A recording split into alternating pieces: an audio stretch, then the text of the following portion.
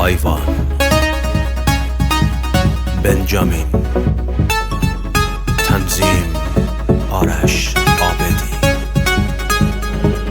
خجالت میکشم از تو، از اینکه عاشقم هستی، از اینکه سخت پابندی، از اینکه ساده دل بستی.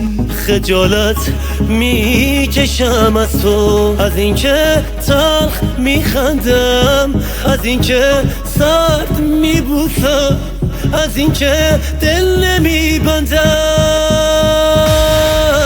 کنارت دور و مهجورم، به نزدیکی وفاداری منو شاید نمیشناسی که اینقدر دوستم داری. من از عشق و گل و بوسه هنوز چیزی نمیدونم، دلم میخواد عاشق شم، نمیتونم.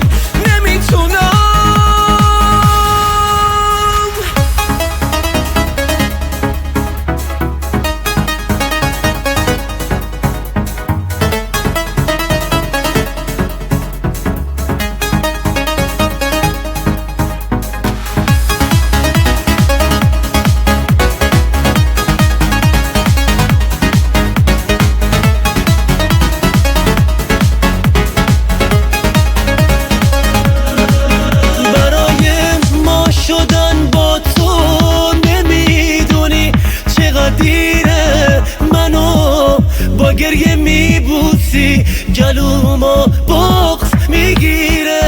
دوچاره خواب احساسم از این سرمازده رد شد، چه معصومانه میرنجی.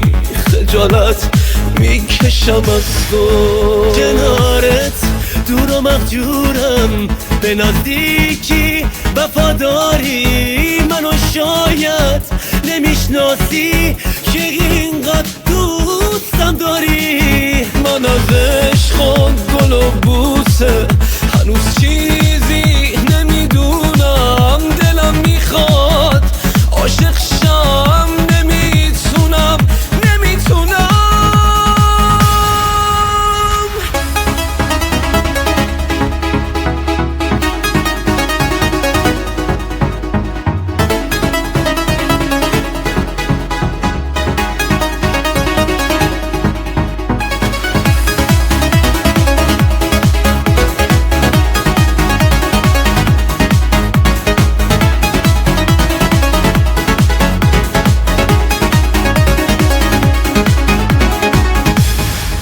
Max Record.